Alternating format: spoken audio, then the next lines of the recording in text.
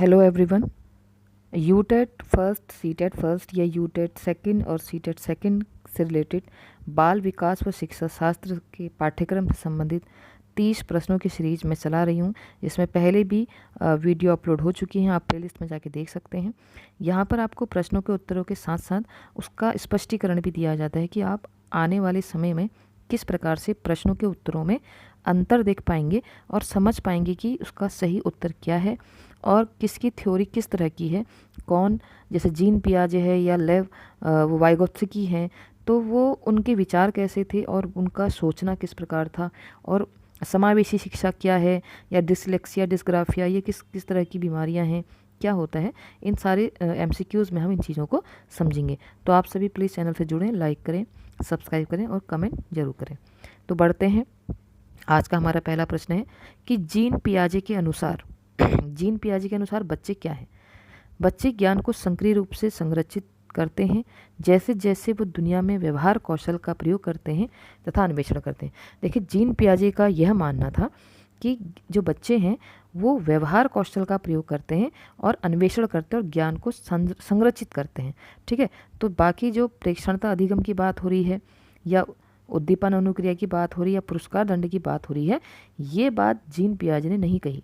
Gene पियाजे कहते थे ज्ञान को सक्रिय रूप से संरक्षित करना, और जैसे जैसे दुनिया में व्यवहार कौशल का प्रयोग करते हैं बच्चे तथा अन्वेषण मतलब खोज करते हैं, जानते हैं नई नई चीज़ें, तो वही बच्चे हैं। ठीक है, तो इसका राइट आंसर ऑप्शन नंबर 1। बढ़ते हैं अगले प्रश्न की ओर। चालक विकास यानी कि जो मोटर स्किल होती है, ठीक है, मोटर स्किल की दर में व्यक्तिगत विविधताएं होती हैं। देखो, हर किसी का मोटर स्किल अलग अलग होता है, विविधताएं मतलब भिन्नताएं। फिर भी चालक विकास का क्रम शीर्षगामी, अधोगामी, अधोगामी, शीर्षगामी, स्थूल या सूक्ष्म से स्थूल की तरफ होता है। बताना है हमें राइट आंसर। तो इस क्वेश्चन नंबर 2 का राइट आंसर है, क्वेश्चन नंबर 2 का राइट आंसर है, ऐसे देखते हैं। हाँ, तो क्वेश्चन नंबर 2 का राइट आंसर है ऑप्शन नंबर 3, अपरिष्कृत स्थूल चालक विकास से परिष्कृत सूक्ष्म चालक विकास तक।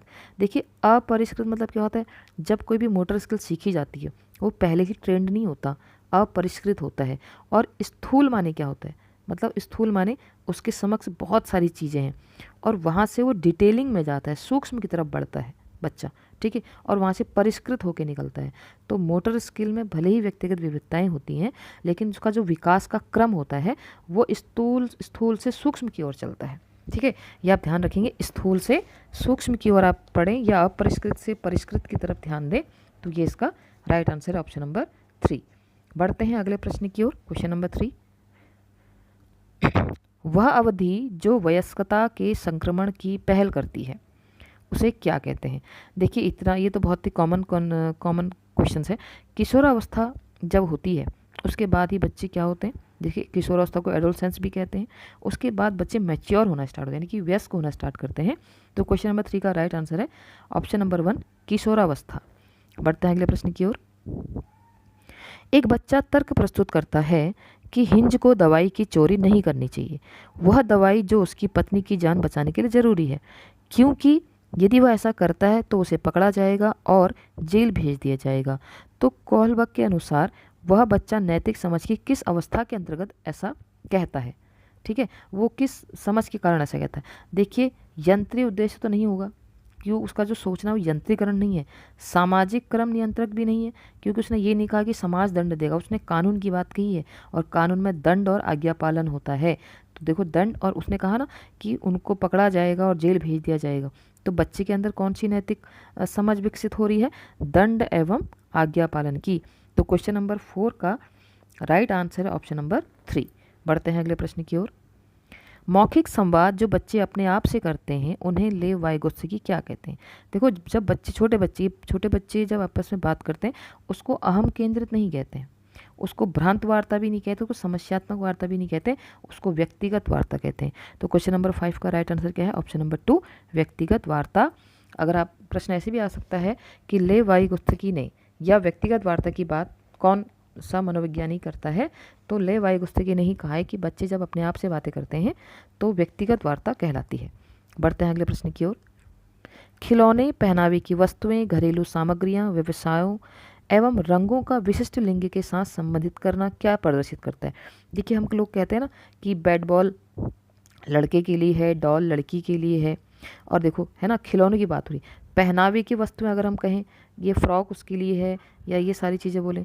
घरेलू सामग्री की बात करें, जैसे माना हमने कहा कि किचन में बेटी जा रही है, स्पोर्ट्स रूम में बेटा जा रहा है। व्यवसाय की बात करें कि डिफेंस में लड़का जाएगा, टीचिंग प्रोफेशन में लड़कियां जाएंगी। और रंगों की बात करें, रंगों में तो बहुत होता है ना, कि पिंक कलर लड़कियों का होता है, ब्लू कलर लड़कों का होता है। तो ये सारी जो बातें हैं ये किससे, ये जेंडर रूढ़िवादिता है। रूढ़िवादिता मतलब ये हमने एक सोच बना रखी है, ठीक है। ये विकसित जेंडर पहचान नहीं है, जेंडर की कोई सिद्धांत नहीं है, ये एक रूढ़िवादिता है जो हमने अपने मन में बैठा रखी है, ठीक है। तो ऐसा नहीं है, नर्स भी होते हैं पुरुष, ठीक है, और मैथ्स के प्रोफेसर भी होती हैं महिलाएं। तो जेंडर रूढ़िवादिता हमने मान रखी है कि खिलौने, पहनावे की वस्तुओं में, घरेलू सामग्रियों में, व्यवसाय में, ना बिजनेस में, है ना, कौन कौन सा प्रोफेशन चूज करेगा। तो उसका राइट आंसर है ऑप्शन नंबर 2, जेंडर रूढ़िवादिता। अगला प्रश्न, एक प्रारंभिक कक्ष में एक बच्ची अपने साथ जो अनुभव लाती है उसे टीचर क्या करेगा, आविष्कार उन्हें अस्वीकार कर देगा? नहीं। अगर बच्चा क्लास में जैसे एंटर कर रहा है उनकी बातों को अस्वीकार कर देंगे तो बच्चा बोलना ही बंद कर देगा। उसकी उपेक्षा करनी चाहिए? नहीं। उपेक्षा मतलब होता है इग्नोर करना है, नज़रअंदाज करना। बच्चा को इग्नोर नहीं करना है हमने क्लास के अंदर लाके। उन पर ध्यान नहीं देना, ये भी गलत। हम बच्चे पे ध्यान नहीं देंगे तो बच्चा कैसे ग्रो करेगा, बच्चे अपनी प्रॉब्लम हमें कैसे बताएगा। तो क्वेश्चन नंबर 7 का राइट आंसर ऑप्शन नंबर 4, उन्हें शामिल कर। बच्चा जो भी अपने अनुभव लेके आया है उन्हें शामिल कर उनका संचय करना चाहिए, मतलब उसे बताना चाहिए, और चीज़ ऐड करनी चाहिए, समझाना चाहिए। तो जो अनुभव लेके आया है बच्चा उसको सुनना चाहिए और उसको शामिल करना चाहिए। बढ़ते हैं अगले प्रश्न की ओर। एक शिक्षक को चाहिए कि एक शिक्षक को क्या चाहिए, क्या करना चाहिए? वह विद्यार्थियों के बीच तुलना को अधिकतम करे, मतलब बच्चा से अगर टीचर तुलना करेगा तो सही है, गलत है। वह विशेष संस्कृतियों समुदाय के बच्चों को बढ़ावा दे, अगर ऐसा बच्चा शिक्षक करेगा तो जातिवाद फैला रहा है, ये भी गलत है। वह विद्यार्थियों के बीच सांस्कृतिक विभिन्नताओं तथा विविधताओं की अनदेखी करे, बिल्कुल नहीं। देखो हर जगह से कल्चर से बच्चा आता है, हर विभिन्नताओं को लेके आता है, अगर उसकी टीचर अनदेखी करेगा तो गलत है। ऑप्शन नंबर 4 है, वह संप्रेषित करे कि वह कक्ष में सभी संस्कृतियों को सम्मान करती है एवं महत्व देती है। तो यही हमारा राइट आंसर है, ऑप्शन नंबर 4। बढ़ते हैं अगले प्रश्न की ओर। निम्नलिखित संरचनाओं में से शिक्षा का अधिकार अधिनियम 2009 किसकी वकालत करता है? देखिए 2009 में समावेशी शिक्षा की मैं बात कर चुकी हूँ पहले भी, इससे पहले की वीडियो में आपको बताया था। समावेशी शिक्षा की बात करता है शिक्षा का अधिकार 2009, कि ये कहता है कि एक कक्ष के अंदर विभिन्न दृष्टिकोण, विभिन्न योग्यताओं वाले बच्चे होते हैं, हमको उनको समान रूप से उनकी विशेषताओं के अनुसार डील करना चाहिए। ये समावेशी शिक्षा है। ऐसा नहीं कि हम उनको जातिगत या उनकी विभिन्नता के उसके वर्ग भेद कर दें, ऐसा नहीं, ठीक है। बढ़ते हैं अगले प्रश्न की ओर। तो राइट आंसर ऑप्शन नंबर 2, समावेशी शिक्षा की वकालत कौन करता है? शिक्षा का अधिकार 2009। अगला प्रश्न है क्वेश्चन नंबर 10, वह विचारधारा है कि सभी बच्चों को एक नियमित विद्यालय व्यवस्था में समान शिक्षा प्राप्त करने का अधिकार हो। अभी हमने बात की थी ना कि समावेशी शिक्षा में ऐसा होता है। तो क्वेश्चन नंबर 10 का राइट आंसर ऑप्शन नंबर 1, समावेशी शिक्षा की विचारधारा यही है कि सभी बच्चों को एक नियमित विद्यालय की व्यवस्था में समान शिक्षा प्राप्त करने का अधिकार हो। अगला प्रश्न है, यहाँ पर देखो स्तंभ क में बच्चों की विशेषताएं दी हैं और स्तंभ ख में वो कैसा व्यवहार करते हैं वो दिया गया है। अगर हम बात करें प्रतिभाशाली बच्चे, तो प्रतिभाशाली शीघ्रता से और स्वतंत्र रूप से सीखते हैं, और अधिगम आसक्तता मतलब सीखने में उसको समस्या हो रही है तो धारा प्रवाह मतलब फ्लुएंट नहीं बोल पाएगा, ठीक है। और सृजनात्मकता, जो सृजनात्मक क्रिएटिव बच्चा होगा वो मूल समाधानों के बारे में सोच सकेगा। और अवधान कमी, अति सक्रियता, व्यतिक्रम मतलब जिसको ध्यान करने में प्रॉब्लम होती है, मतलब जो ध्यान नहीं कर पाता है पढ़ाई पर, आपकी पढ़ाई पर ध्यान नहीं दे पाता है ना, उसको क्या होगा, वो आसानी से विचलित होने की आदत उसके अंदर होगी, वो एकदम से उसका ध्यान भटक सकता है। तो ये इसका राइट आंसर है। क्वेश्चन नंबर 11 का राइट आंसर है ऑप्शन नंबर 2, ठीक है। आप मैच कर सकते हैं, यही इसका राइट आंसर है। बढ़ते हैं अगले प्रश्न की ओर। बच्चे प्रभावी रूप से सीखते हैं जब, अब बच्चा प्रभावी रूप से कब सीखेगा बताओ? शिक्षक कक्षा में होने वाली सभी घटनाओं व बच्चों को पूर्ण रूप से नियंत्रित करेगा। अगर शिक्षक बच्चों को नियंत्रित करेगा तो बच्चा सीखेगा कैसे, है ना, तो ये गलत है। वे पाठ्य पुस्तक में दिए गए तथ्यों को याद करेंगे, ये तो फिर क्या होगा, सिर्फ पढ़ रहा है और रट रहा है, तो प्रभावी रूप से सीख नहीं रहे हैं, वो रट रहे हैं, ये भी गलत है। वे श्यामपट्ट पर अध्यापक के द्वारा लिखे हुए उत्तरों की नकल करेंगे, ये भी सिर्फ वो कॉपी पेस्ट कर रहे हैं और कुछ नहीं कर रहे हैं, ठीक है, ये भी नहीं होगा। ऑप्शन नंबर 4 है वे विभिन्न गतिविधियों एवं कार्यों में सक्रिय रूप, अब एक्टिव पार्टिसिपेट करेंगे, है ना, तो तभी प्रभावी रूप से सीखेगा। तो क्वेश्चन नंबर 12 का राइट आंसर है ऑप्शन नंबर 4। बढ़ते हैं अगले प्रश्न की ओर। बच्चों को कक्षा में प्रश्न, है ना, बच्चे कक्षा में प्रश्न पूछने के लिए प्रेरित करना चाहिए, पूछने के लिए हतोत्साहित, हतोत्साहित मतलब उनको कहना चाहिए नहीं प्रश्न मत पूछो, नहीं तो ऐसा और वैसा, है ना, उनका मॉरल डाउन करना चाहिए, बिल्कुल नहीं। पूछने की अनुमति नहीं देनी चाहिए, अगर वो पूछेगा नहीं तो हमें पता कैसे चलेगा उसको आ रहा है कि नहीं आ रहा है, ये भी गलत है। पूछने से रोकना चाहिए, ये भी गलत है। तो हमारा राइट आंसर ऑप्शन नंबर 1, पूछने के लिए प्रेरित करना चाहिए, कि बच्चों से पूछना चाहिए कि आप प्रश्न पूछो, उनको समझाना चाहिए, मोटिवेट करना चाहिए। अगला प्रश्न है कौन सी एक मुख्य प्रक्रिया नहीं है जिसके द्वारा सार्थक अधिगम घटित होता है, मतलब ऐसा इनमें से कौन सी प्रोसेस है और नहीं है, वो ऐसी कौन सी प्रोसेस नहीं है जिसे सार्थक अधिगम मीनिंगफुल लर्निंग होती है। कंठस्थीकरण एवं स्मरण, पुनरावृत्ति एवं अभ्यास, निर्देशन एवं संचालन, अन्वेषण एवं परस्पर क्रिया। तो क्वेश्चन नंबर 14 का राइट आंसर ऑप्शन नंबर 1। कंठस्थीकरण और स्मरण में क्या होगा, सार्थक अधिगम नहीं होगा तो रट रहा है, याद कर रहा है, बस ये वाली चीज़ें नहीं होंगी, ठीक है, कंठस्थीकरण और स्मरण में। तो क्वेश्चन नंबर 14 का राइट आंसर ऑप्शन नंबर 1। बढ़ते हैं अगले प्रश्न की ओर। जब शिक्षक को विद्यार्थियों एवं उनकी योग्यताओं के बारे में सकारात्मक विश्वास हो तब विद्यार्थी, मतलब जब शिक्षक को विद्यार्थियों, जब एक शिक्षक बच्चे पे विश्वास दिलाता है कि वो कर लेगा तो बच्चा क्या करेगा, बच्चा सीखने के लिए उत्सुक और प्रेरित होगा, यही हमारा राइट आंसर है। वो निश्चित सीखना बंद कर देगा, बिल्कुल नहीं करेगा, वो तो और सीखना उत्साह भंग हो जाएगा, नहीं उसका उत्साह बढ़ जाएगा कि टीचर मुझ पर विश्वास करता है, किसी भी रूप से प्रभावित नहीं होगा, प्रभावित होगा। आपके कमेंट, आपके रिमार्क बच्चे को मोटिवेट और डीमोटिवेट दोनों करते हैं। तो शिक्षक अगर विद्यार्थी की योग्यता के बारे में एक पॉजिटिव ट्रस्ट रखता है तो बच्चा सीखने के लिए उत्सुक और प्रेरित होता है, ठीक है। बढ़ते हैं अगले प्रश्न की ओर। बच्चों की गलतियाँ प्रदर्शित करती हैं कि बच्चे कितने लापरवाह हैं, बार बार अभ्यास करने के लिए कहकर तुरंत सुधार देनी चाहिए, अधिगम का एक भाग है तथा उनके विचारों में अंतर्दृष्टि देती है। देखो जो गलतियां हैं ना, अधिगम का भाग है, गलती वही करता है जो लर्निंग करता है, जो कुछ नहीं कर रहा वो गलतियां कहाँ से करेगा। तो अधिगम माने सीखने का एक हिस्सा है गलतियां करना, तो बच्चों की गलतियां क्या है, एक अधिगम का भाग है, तो यही हमारा राइट आंसर है ऑप्शन नंबर 3। अगला है मूल्यांकन को, मूल्यांकन क्या है ना, जब मूल्यांकन किया जाता है उसका कारण क्या है, एक अलग गतिविधि के रूप में लेना चाहिए, मतलब एक अलग ही उसका पार्ट एक्टिविटी के रूप में रखना चाहिए, बिल्कुल नहीं। शिक्षण अधिगम प्रक्रिया का एक भाग होना चाहिए, ये भाग है मूल्यांकन, पूरा शिक्षण नहीं है, ये शिक्षण अधिगम का एक भाग है। इससे हमें पता चलेगा कि बच्चा कहाँ गलतियाँ कर रहा है और कहाँ उसका स्ट्रॉन्ग उसका पार्ट है, ठीक है। केवल नंबरों के संदर्भ नहीं, नंबर देने से मतलब मूल्यांकन का नहीं होता है। वस्तुनिष्ठ इस प्रकार के लिखित कार्यों पर आधारित होना चाहिए, नहीं, वस्तुनिष्ठ में बच्चा यस और नो ऐसे क्वेश्चन नहीं देने चाहिए मूल्यांकन के लिए, इसी पर पूरा सिलेबस निर्भर नहीं होना चाहिए। तो हमारा राइट आंसर ऑप्शन नंबर 2। बढ़ते हैं अगले प्रश्न की ओर। संरचनात्मक दृष्टिकोण के अनुसार अधिगम है, मतलब एक संरचना, एक क्रिएटिव एटीट्यूड के अनुसार अधिगम क्या है, एक सक्रिय एवं सामाजिक प्रक्रिया, ठीक है, यही हमारा राइट आंसर है।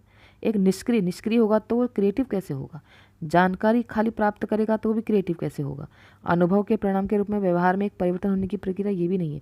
तो राइट आंसर क्या है, संरचनात्मक दृष्टिकोण के अनुसार अधिगम एक सक्रिय और सामाजिक प्रोसेस है ना, एक एक्टिव और सोशल प्रोसेस को हम क्या कहेंगे, संरचनात्मक दृष्टिकोण के अनुसार अधिगम कहेंगे। बढ़ते हैं अगले प्रश्न की ओर। नीचे लिखी एक स्थिति है और बताना है कि किस सिद्धांत को दर्शाती, किस थ्योरी को दर्शाती है। जो विद्यार्थी अच्छा प्रदर्शन नहीं कर पाते हैं वे महसूस करते हैं कि वे पर्याप्त रूप से अच्छे नहीं हैं और हतोत्साहित महसूस करते हैं, तब उनमें बिना प्रयास के कार्य को आसानी से छोड़ देने की संभावना है, मतलब फिर वो उनको लगता है कि अरे हमसे तो होगा ही नहीं, और वो किसी काम को ट्राई भी नहीं करेंगे, कोशिश भी नहीं करेंगे और छोड़ देंगे। तो इसका मतलब क्या है, इसका मतलब साफ ये है कि संज्ञान और संवेग अलग नहीं है, मतलब संवेग हम कहते हैं ना, जो हमारे भाव होते हैं, जो हमारे इमोशन होते हैं, ये हमें सीखने के प्रति प्रेरित और डीमोटिवेट दोनों करते हैं, निष्क्रिय भी हमें बना देते हैं। तो इससे यह पता चलता है कि संज्ञान और संवेग अलग नहीं है, ये एक ही है, है ना। बच्चा जैसा सोचा, कहते हैं ना विल पावर, इच्छा शक्ति बच्चों को कुछ भी करने के लिए प्रेरित करती है। अगर संज्ञान और संवेग अलग होते तो बच्चा किसी भी मूड में होता, अपना कार्य अच्छे से कर रहा होता, लेकिन नहीं, संज्ञान और संवेग अलग नहीं है। इस सिद्धांत से ये पता चलता है।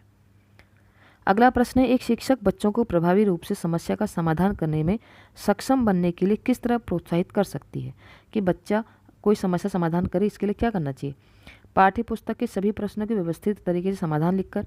ये तो सिर्फ वो रटेगा और लिखेगा, ये नहीं हो सकता, हमें समस्या समाधान की बात कर रहे हैं। पाठ्य पुस्तक के एक ही प्रकार के प्रश्नों से उत्तर अभ्यास करने के लिए पर्याप्त मात्रा में अवसर प्रदान करना, ये तो फिर भी वही रटने वाली बात हो गई। पाठ्य पुस्तक में दी गई सूचनाओं के कंठस्थीकरण, ये भी सिर्फ रटने वाली बात है। हमें समस्या समाधान बच्चों के भीतर प्रभावी रूप से विकसित करना है। बच्चों को समस्या के बारे में सहज अनुभूति, अनुमान लगाने एवं बहुविकल्पों को देखने के लिए प्रोत्साहित करना, यही हमारा राइट आंसर है। बढ़ते हैं अगले प्रश्न की ओर। वह विधियां जिनके प्रयोग में विद्यार्थियों की स्वपहल व प्रयास शामिल हैं, निम्न में से किसका उदाहरण है। मतलब वो कौन सी चीज़ें हैं जिसमें बच्चा अपनी पहल खुद से करता है, प्रयास खुद से करता है।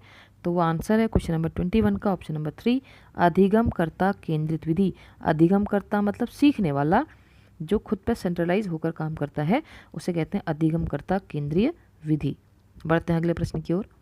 बुद्धि के बारे में कौन सा कथन सही है। देखिए ये बहुत बार आ चुका है कि बुद्धि बहुआयामी है, तो ये हमारा राइट आंसर है। बुद्धि क्या है, बहुआयामी है। यह अभिसारी रूप से सोचने की योग्यता नहीं है, अनुभव के परिणाम नहीं है, आनुवांशिक विशेषक नहीं है, ये बहुआयामी है। बुद्धि क्या है, बहुआयामी। जहाँ पर भी आपको दिखे बुद्धि बहुआयामी है तो वह बुद्धि के संबंध में सही कथन है। ठीक है, बढ़ते हैं अगले प्रश्न की ओर। निम्नलिखित में से कौन प्राथमिक सामाजिकरण माध्यम। भाई बच्चा सबसे पहले समाज के गुण जो सीखता है वो परिवार से ही सीखता है। परिवार में उसको कोई अच्छा भी मिलता है, बुरा भी मिलता है, बड़ा भी मिलता है, छोटा भी मिलता है, तो परिवार ही पहला सामाजिकरण माध्यम है। ये हमारा राइट आंसर है। बढ़ते हैं अगले प्रश्न की ओर। जीन पियाजे के सिद्धांत का प्रमुख प्रस्ताव है कि। जीन पियाजे ने क्या कहा, बच्चों की सोच वयस्कों से निम्न होती है, बच्चों की सोच वयस्कों से बेहतर होती है, बच्चों की सोच मात्रात्मक रूप से वयस्कों से भिन्न होती है, बच्चे की सोच गुणात्मक रूप से वयस्कों से भिन्न होती है। तो क्वेश्चन नंबर 24 का right answer option number 4। Jean पियाजे का मानना था कि बच्चों की सोच गुणात्मक रूप से वयस्कों से भिन्न होती है। बढ़ते हैं अगले प्रश्न की ओर। जेंडर क्या है। जेंडर जैविक निर्धारक है, मनोवैज्ञानिक सत्ता है, सामाजिक संरचना है, या एक आर्थिक अवधारणा है।